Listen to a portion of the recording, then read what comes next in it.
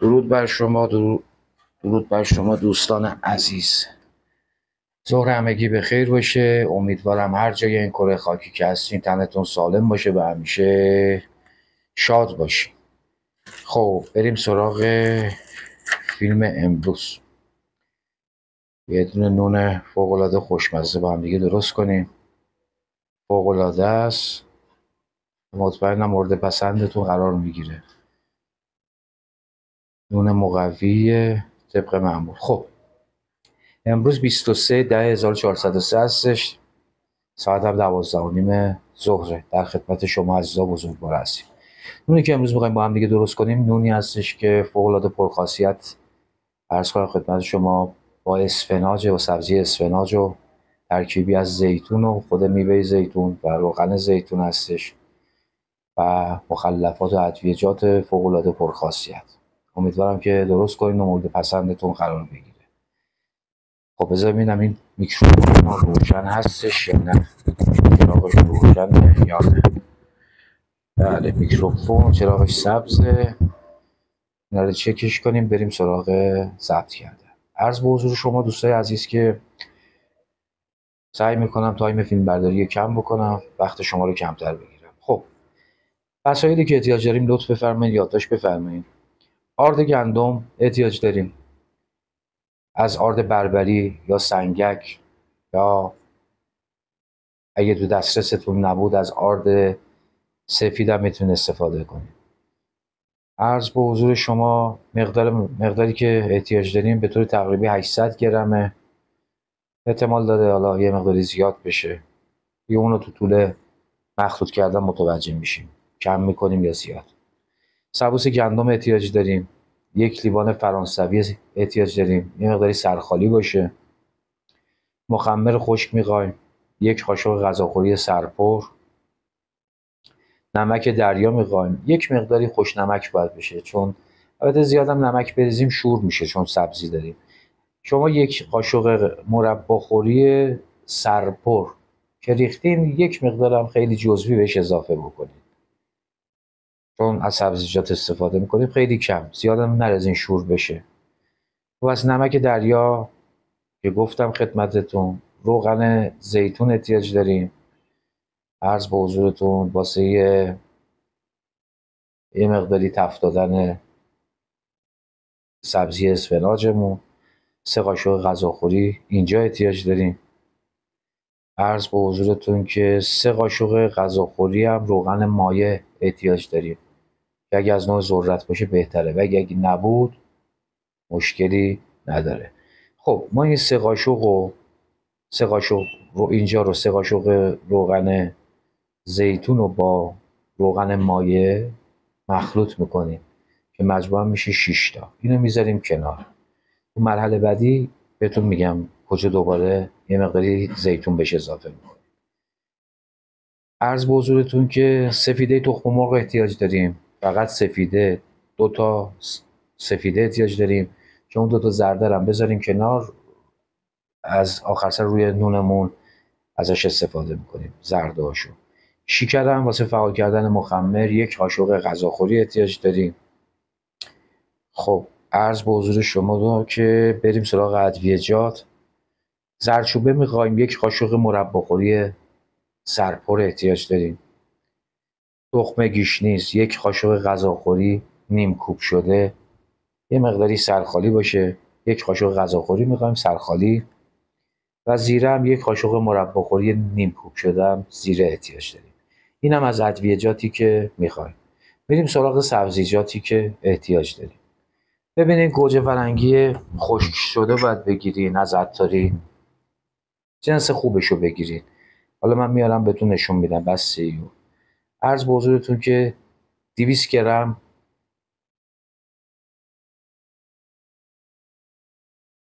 گوجه خشک شده هستش با 1/3 استکان یا نصف استکان آب جوش، یه مقداری سردتر شده باشه، بریزید داخل.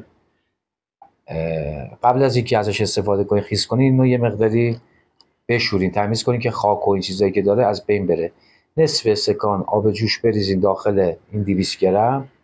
عرض به حضورتون بذارین قشنگ خیس بخوره که از اون خشکی در بیاد، یه مقداری شل بشه، به این صورت در بیاد. پس 200 گرم شد گوجه خشک شده.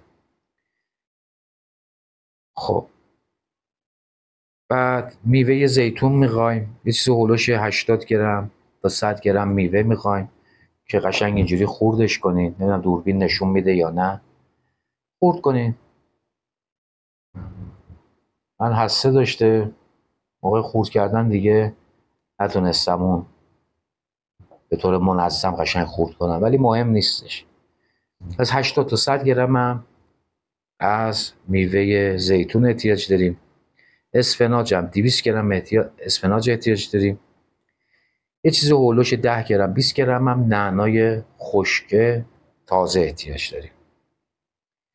و بعد دیگه اینجا 3 قاشق غذاخوری روغن زیتون هستش که اسفناج رو باش تفت میدیم. اینجا 3 تا شد، پس اونجا هم 3 تا، مجموع 6 تا قاشق غذاخوری ما روغن زیتون میخوایم. خب این 3 قاشق هم اسفناج رو باش تفت میدیم. در آخر هم 2 تا دونه حبه سیر قشنگ اینو خوردش بکنین، با حالت خیلی قشنگ ریز خوردش بکنین. اگه سیر همدان باشه خیلی بهتره، چون عطر و بوش عالیه. دیگه کار خاصی نداریم الان. اینم خب بله اینا رو که گفتیم و چیزی از قلم نیافتاده. یکی هم پودر چیزم احتیاج داریم، پودر واسه آردمون، پودر عرض به حضورتون که مایه پنیر. یه قاشق غذاخوری هم پودر مایه پنیر احتیاج داریم که تو آردمون میریسیم. حالا من با اجازهتون میام فیلمو قطع میکنم، دوربین رو جابجا میکنم، بعد بیایم مایه خمیرمون رو فعال کنیم. بعد یه مقداری امروز کار داریم. من با اجازهتون بیام دوربین رو قطعش کنم. حالا شاید تو مرحله اسفناج رو سعی میکنم اونو خورد کردنش هم بهتون نشون بدم پای گاز. من فیلم رو قطع میکنم. خب عرض به حضور شما دوستای عزیز که یه لیوان آب ولر کاسمون اضافه میکنیم. 1 قاشق غذاخوری سرپو شکر بهش اضافه کنیم. اینا شروع میکنیم به هم زدن یه مقداری.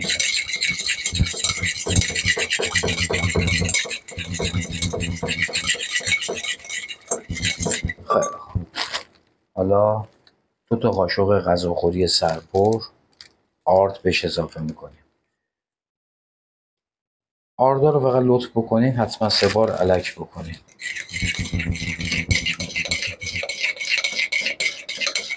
آردم یه مقداری قشنگ هم میزنیم. حل شد کافیه. خیلی خوب. میایم سراغ مخمر خشکمون. 1 قاشق غذاخوری سرپر مخمر اضافه میکنیم بهش. شروع میکنیم مخمرم هم زدن. بعد که این یه مقداری حل شد روش رو یه دونه بشقاب بذاریم.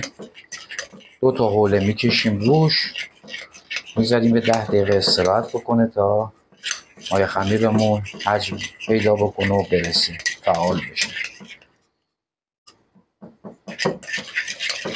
قبل از استفاده کردن مایه خمیر حتما امتحان بکنین که ببینید سالم هستش یا نه.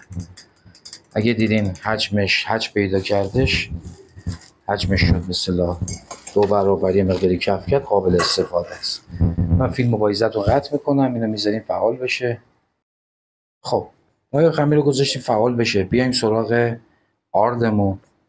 خب 1 قاشق غذاخوری بهش مایه پنیر اضافه کنیم. پودرشو سرخالی باشه کفایت میکنه. اینو من اضافه میکنم. برای اینو ببندیم.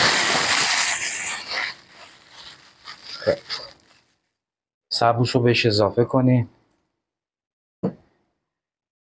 اینم نمک دریا هستش، اینم اضافه میکنیم و شروع میکنیم اینا رو ترکیب کردن. یه استکان آب از شیر باز کنیم.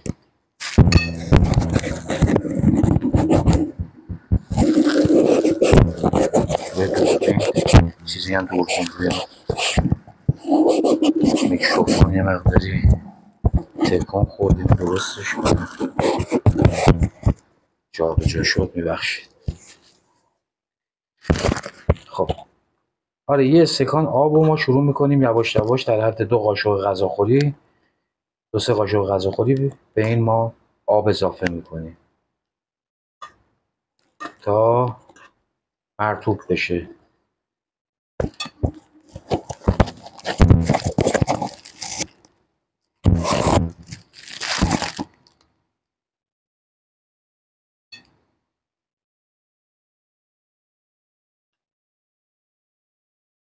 قشنگ یه جوری هم بزنید که تمام سطح آردتون مرطوب شه.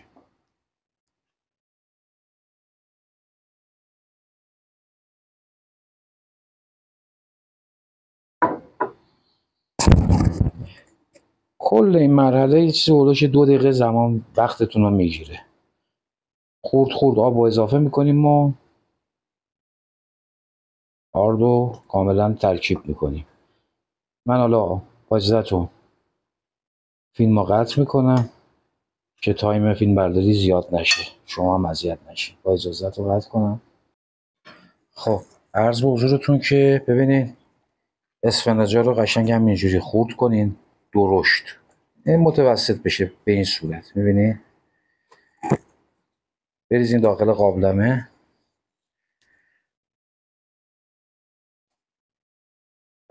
اینو میذاریم بخارپز میشه دیگه، آب داخلش نمیریزیم اصلا.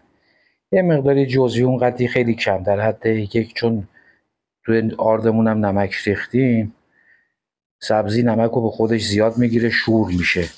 در حد مثلا 1/3 قاشق چایخوری، 1/3، آره دیگه، 1/3 قاشق چایخوری داخل همین نمک بپاچین داخل سبزی ها.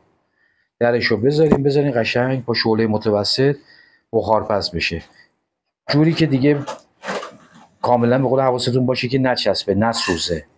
به اون مرحله که رسیدش که کاملا یه مقداری آبشو کشید، ما سر گاز یه مقداری به این روغن اضافه میکنیم. توی موقعی که روغن رو به اصطلاح چیز کردیم داخل، حالا بهتون میگم روی چیز به اصطلاح این که بخارپز شد روغن رو ریختیم، سی رو بهش اضافه میکنیم و اون مقدار 10-15 گرم هم بهش حالا سبزی نعنا هم بهش اضافه میکنیم. حالا من بهتون میگم خدمتتون. من فیلم رو قطع کنم. خب عرض به حضور شما دوستان عزیز که ببینید به قطعات کوچیک هم دوربین قشنگ میارم این داره این که قشنگ ببینید به این حالت که در اومد.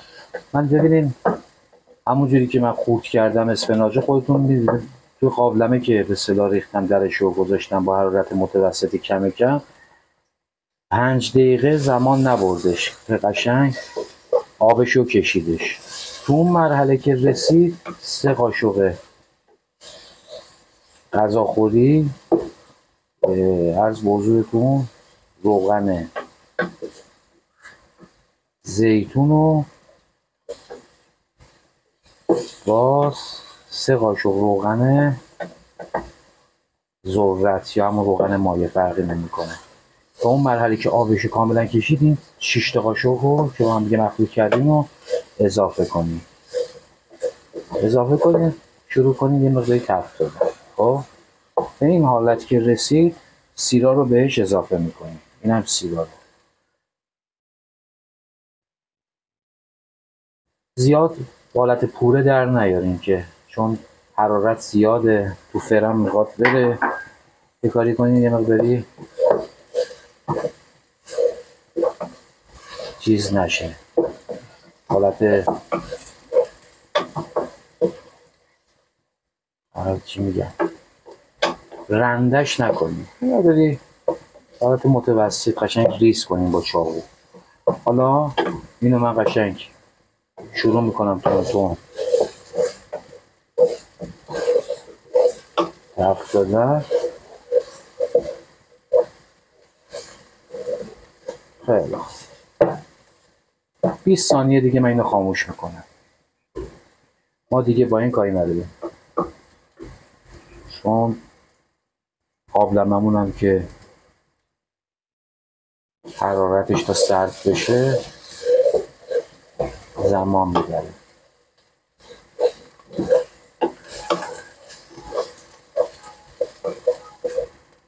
الان بذارین ببین من دوربین، ببینید الان من عمل جمع میکنم گوشه ظرفمون که دوربین گوشی قشنگ اینا رو ظرف کنه.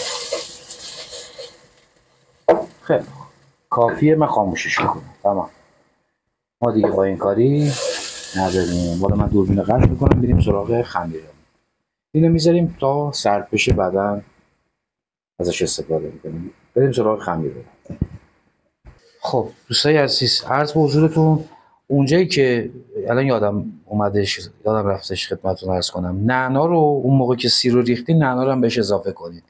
15 گرم 20 گرم هم نعنا رو قشنگ خورد بکنین، بریزین داخلش رو خاموش بکنین. 15 گرم کفایت میکنه. حالا ببینین مایه خمیرمون هم رسید، قشنگ جوشیده. شروع میکنم اینو هم زدن.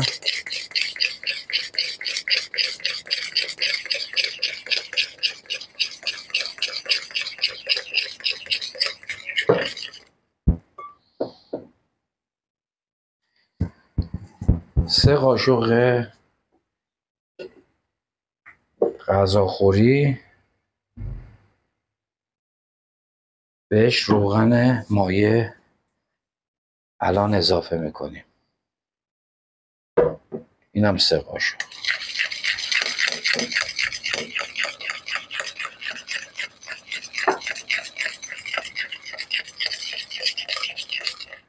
خب میایم سراغ سفیده تخم مرغ. سفیده رو اضافه کنیم.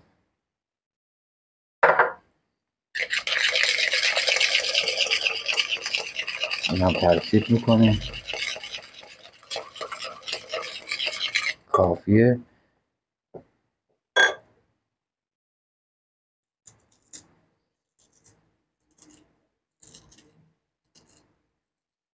زیره رو بهش اضافه میکنم.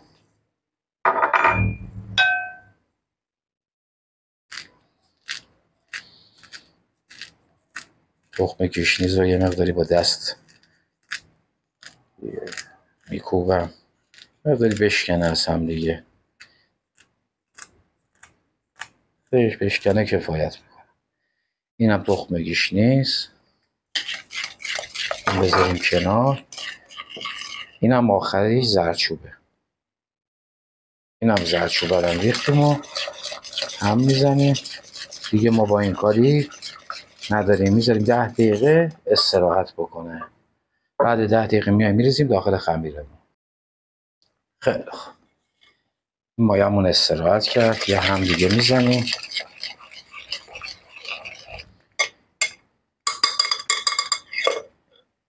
حالا به آرد اضافهش میکنیم.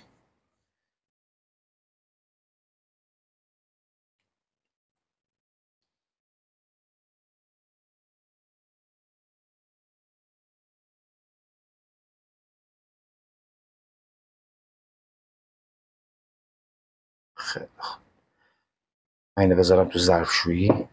عرض به حضور شما که ببینین الان ما اینو 1 ربع شروع میکنیم به برز دادن. من بذارم اینجا کنار. ببینین الان حالا چه با دستگاه این کارو بخوایم بکنیم، چه با دست این کارو بخوایم بکنیم، یعنی ورز بدیم با دست باشه یا با دستگاه، 1 ربع زمان باید بهش زمان بدیم و حسابی اینو شروع کنیم با دست اینو حسابی ورز بدیم. دیگه تو این مرحله آرد اضافه نمی کنیم. احتمال خیلی زیاد احتمال داره خشک بشه کمی آب بشه احتیاج داشته باشه، یه مقداری آب بشه اضافه کنم. حالا من با اجازهتون فیلم رو قطع میکنم، شروع میکنم ورز دادن. در آخر بهتون میگم که چقدر اصطلاح حالا یا آرد یا آب اضافه کردیم بهش. قطع کنم با اجازهتون. خب دوستای عزیز، یک رو من خمیر رو ورز دادم. داخل این نصف لیوان فرانسوی من آب داخل این خمیر ریختم که به این شکل در اومد. ببینید عالی شده خمیر، ببینید کاملا نچسبه. خمیری که میخواستیم به این شکل در اومد. خیلی خوب. حالا یه دونه ظرف رو از یک رو ورز دادیم، یه ظرف رو قشنگ چرب کنیم با یه قاشق غذاخوری روغن مایه، بذارین دم دستتون باشه. اینم میندازیم رو میز. یه چند تا کارتک، با کارتک چی میگن، برش میزنیم، یه ذره ورز میدیم و میندازیم بره استراحت کنه. بریم با هم دیگه شروع کنیم به ورز دادن. کارتک های استیل رو فقط مواظب باشین دستتون رو نبره.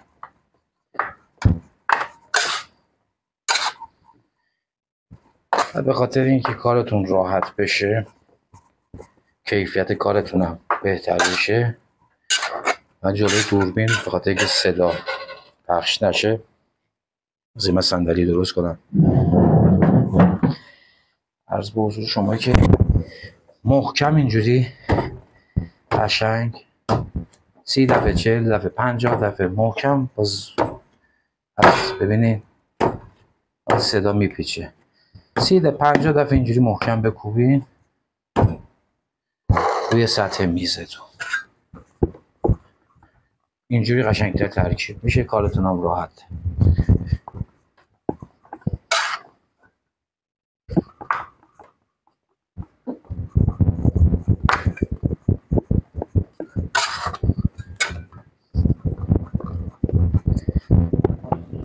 دوستای عزیز فقط لطف بکنید، دمتون گرم، اینو حتما لایک بزنید، فیلم ها رو به اشتراک بذارین فیلم ها دیده شه. هم درآمدمون فقط از این راهه. اگه کانالمون توی این نزدیک به 1 سال شد به درآمدی نرسیده، اصلا نرسیده، واقعیتش اینه. اگه بخواد اینجوری پیش بره منم تا یه مدتی میتونیم از جیب خرج کنیم دیگه. فقط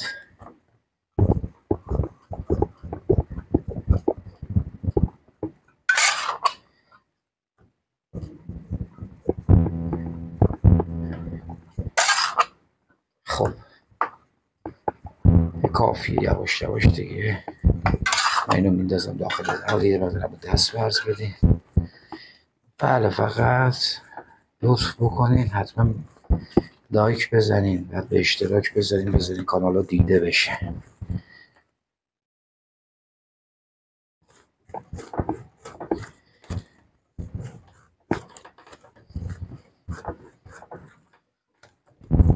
عالیه. ببینید به این صورت که در اومد خمیر ما آماده است، فوق العاده شد. ببینید دیگه به سطح دست نمیچسبه. ببینید خب حالا اینو من میندازم داخل ظرف.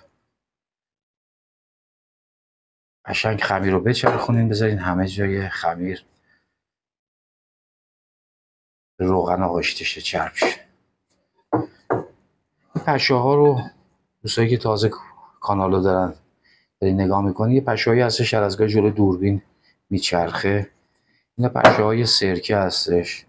داخل آشپزخونه چند تا دبه سرکه هست. اینا پشه هاییه که جمع میشن تو آشپزخونه. گفتم این موقع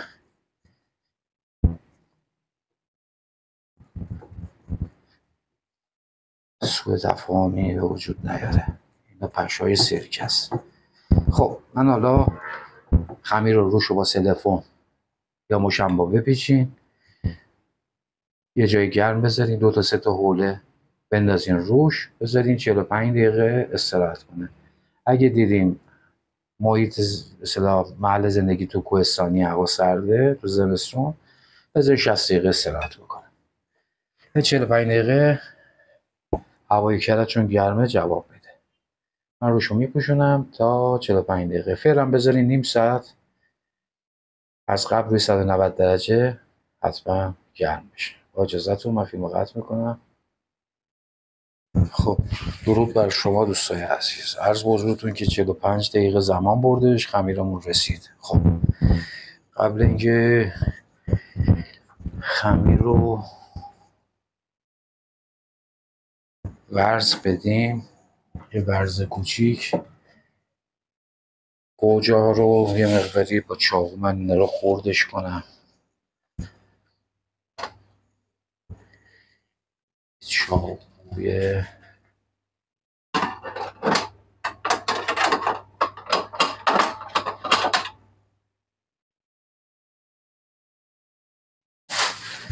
خب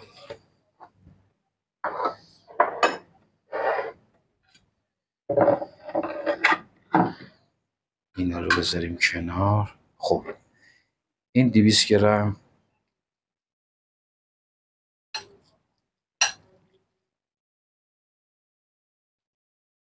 اسفناج و سیره. خب که این آماده شده شو، اینم که گذاشتیم خیس شده، گوجه ها هستن. میریزم روی تخته، اینا رو قشنگ ریزش میکنم. ببینید با چاقو مقدار ریز کنین کافیه.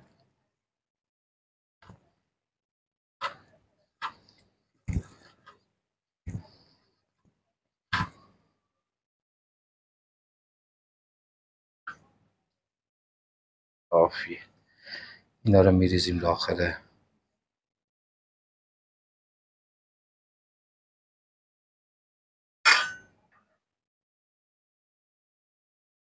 اسفناجامو. اینم که زیتون ها هستن.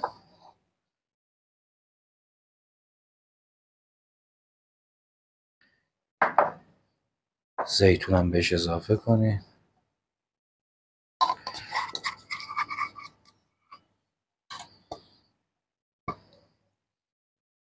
خب اینا رو من میذارم با ایزتون کنار، خلوت بشه اینجا. اینم از این بذاریم اینا رو کنار. میایم سراغ روغن زیتون. 3 قاشق مونده بود، اینم بهش اضافه کنیم.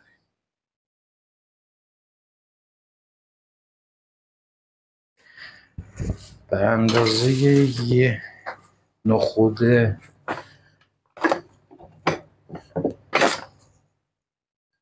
خیلی کم جزوی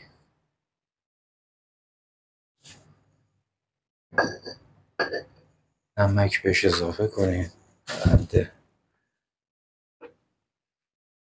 یه نخود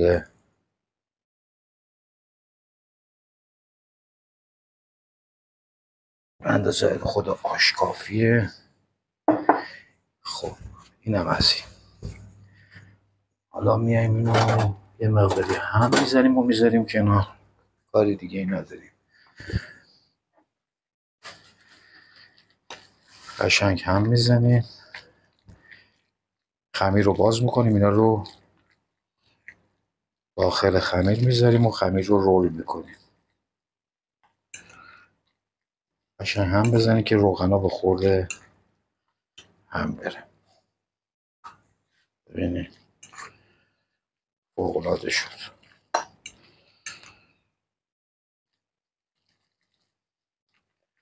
این قشنگ یه وعده عصرونه یا شام میتونه باشه. حالا من اینو میذارمش کنار، بریم سراغ خمیر.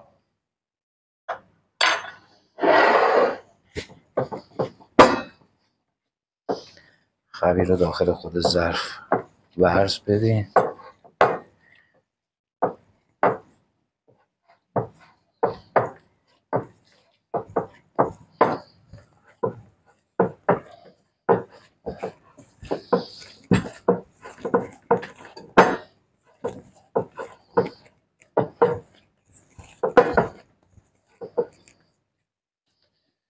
خیلی خوب.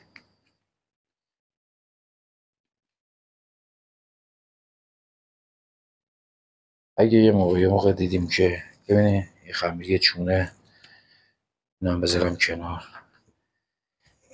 اگه موادتون اضافه اومدش میتونیم یه دونه خمیر دیگه هم درست بکنیم، بذاریم یخچال یا درست بکنیم دوباره از اون مواد میتونیم استفاده کنیم.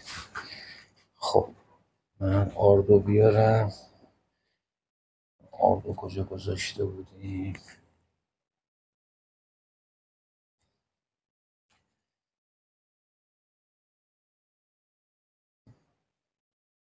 خیلی خوب. حالا یه مقداری آردو میریزم روی میز. حالا بریزین قشنگ با دست پخش میکنیم.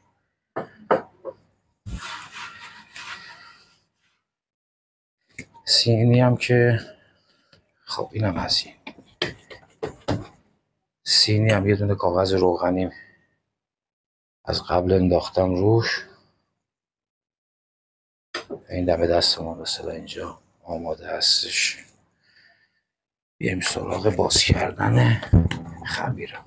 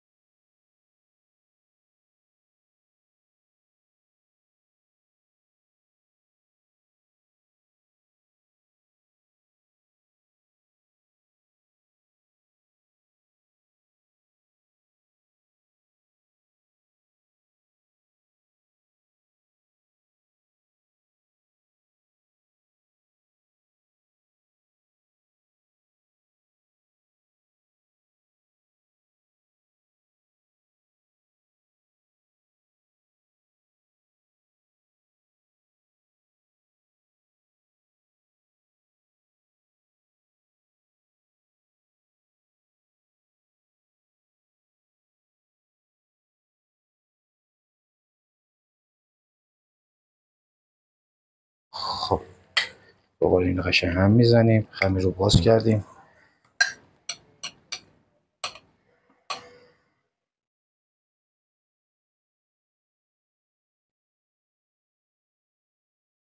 خمیر از سمت عرض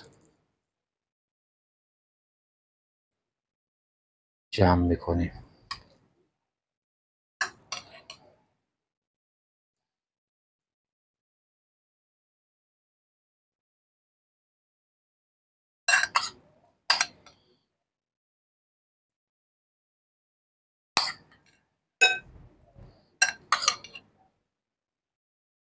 فوق‌العاده عجیب عطر و بویی داره.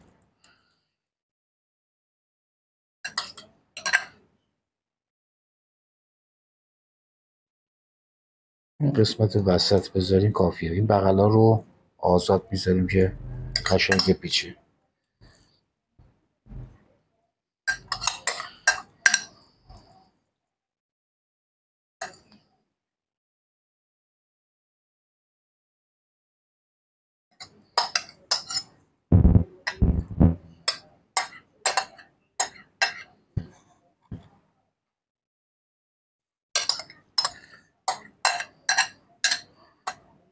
عجب عطری داره. خیلی خوب. حالا شروع میکنیم خمیر رو جمع کردن.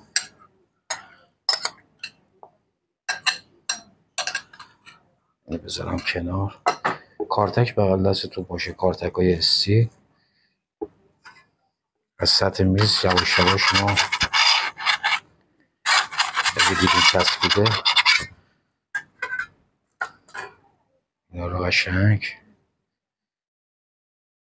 بکشین سواش از سطح میزتون. شروع میکنیم اینو قشنگ جمع کرده.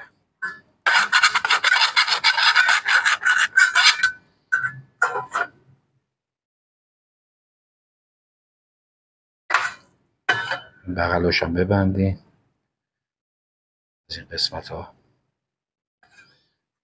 این رو اینجا رو هم باز میکنیم که جا داشته باشه که خمیر رو بتونیم.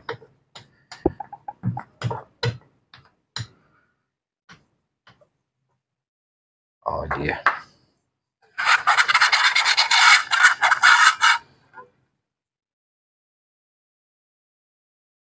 دوباره اینا رو از این بغل رو ببندیم محکم.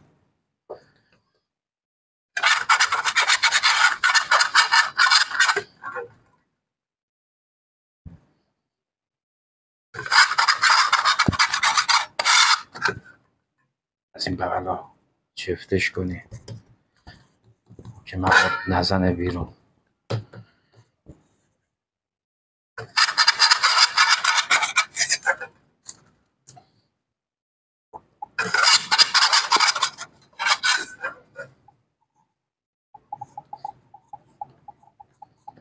این انتهایش که رسیدیم به این انتهاییم، با نوک انگشتتون اینا رو فشار بدین قشنگ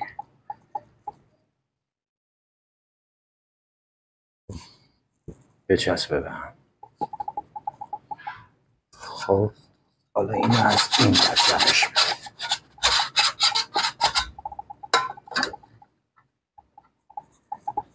برم ببندیم.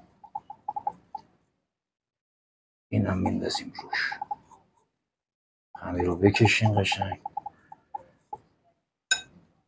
عالی شد.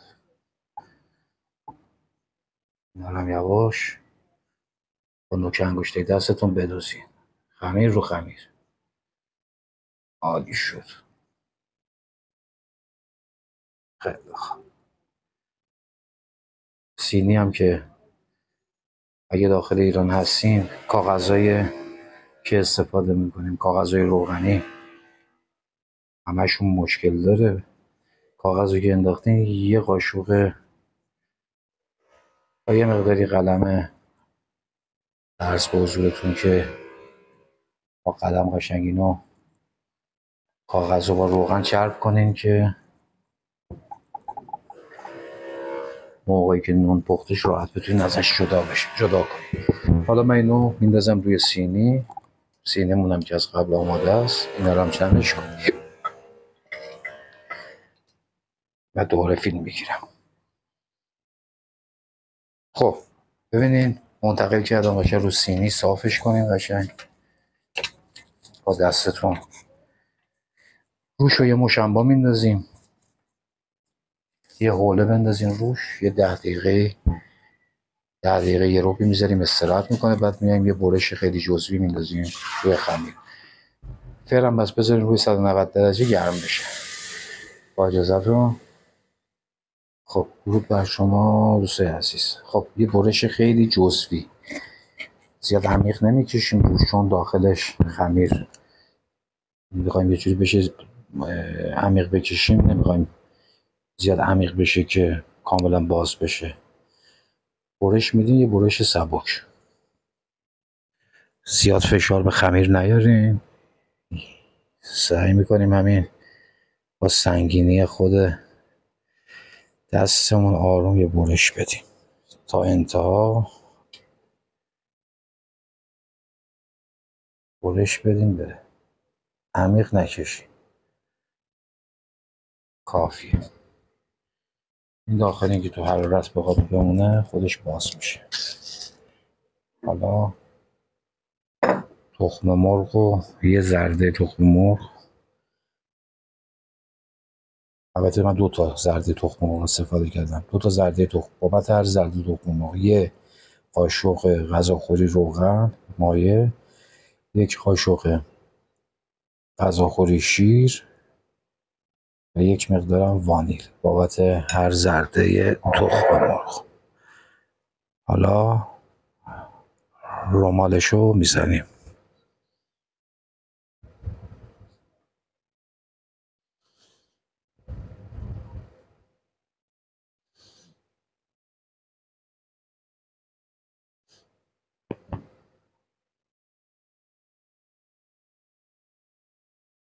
من فیلم با ایزتون قطع میکنم که تایم فیلم برداری بیاد موقع زیاد نشه. خب عرض به حضورتون که رمالش هم زدیم و یه مقداری کنچت میریزم روش و 1 مقداری سیاه دونه. مدت زمان پخت نونم یه چیز هلوش 30 تا 35 دقیقه زمان میذاریم با شعله 190 درجه. حرارت فقط از پایین، گریل بالا رو روشن نکنیم. اگر اینکه بعد از پخت اگه خواستیم دیدین چیزه برشته نشده، گریل رو در حد 20 ثانیه روشن کنیم بذارین قشنگ برشته شه.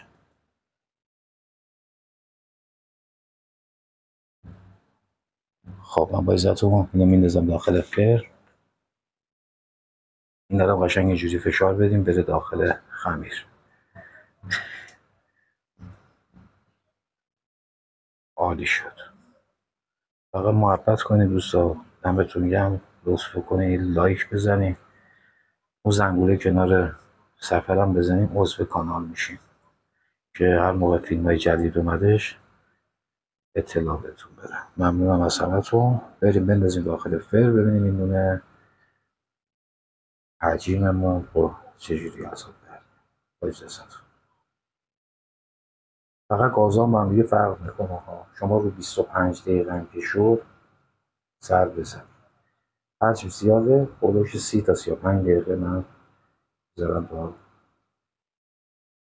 کاملا بپزم. با اجازه. درود بر شما دوستان عزیز، عصر همگی بخیر باشه. بچه ها رو رب شد. ببینین نون رو نگاه کنین، کیف کنین ببینین چه نونیه. اروپایی ها همچین نونی ببینین میتونن درست بکنن. ببینین قشنگ زیتون و گوجه ها و همه چی قشنگ کاملا مشخصه. یه دور بچرخونیم. فکر میکنم 1 متر شده. نه تا اینجا میشه 30 سانت، 65 سانت میشه. بعد 65 سانت بیشتر از این متر. امیدوارم درست بکنیم لذتش رو ببریم. فوق‌العاده نون عالیه.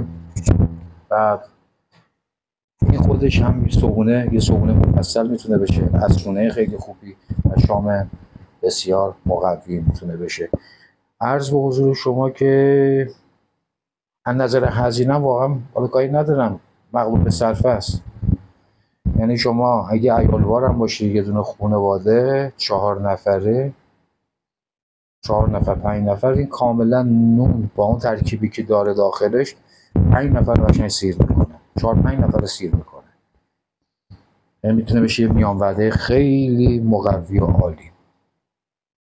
در هر حال امیدوارم درست بکنین و لذتشو ببرین و همین دعا کنین. دوستای عزیز لایک فراموش نشه. ببینید راستی مدت زمان پختش هم بگم خدمتتون. مدت زمان پختش تقریبا گذاشتم روی 190 درجه 38-40 شما 40 دقیقه در نظر 38 دقیقه بعد 38 دقیقه زمان بردش. نونمون کاملا پختش با حرارت وسط. گریل بالا رو هم روشن دیگه نکردم، حقیقتا دیگه فکر کنم کفایت میکنه. کاملا برشته شده. یعنی یه میکروفون رو بیارم جلو، صداش قشنگ مشخصه. نگاه کنید کاملا برشته شده. میگم شغل‌ها رو فقط حواستون باشه، چون حجم نونمون بزرگه 60-65 سانت فقط طولش شده، حالا عرضش هم تقریبا 5 سانت 6 سانتی شده. حجم نون زیاده، خمیر زیاد بود، مدت زمان پختش هم بیشتر میشه. امیدوارم هر جا هستین سلامت بشین. لایک محبت کنین دوستا، ممنون میشم. لایک حتما بزنین و محبت بکنین، با دوستاتون به اشتراک بذارین. ممنونم ازتون.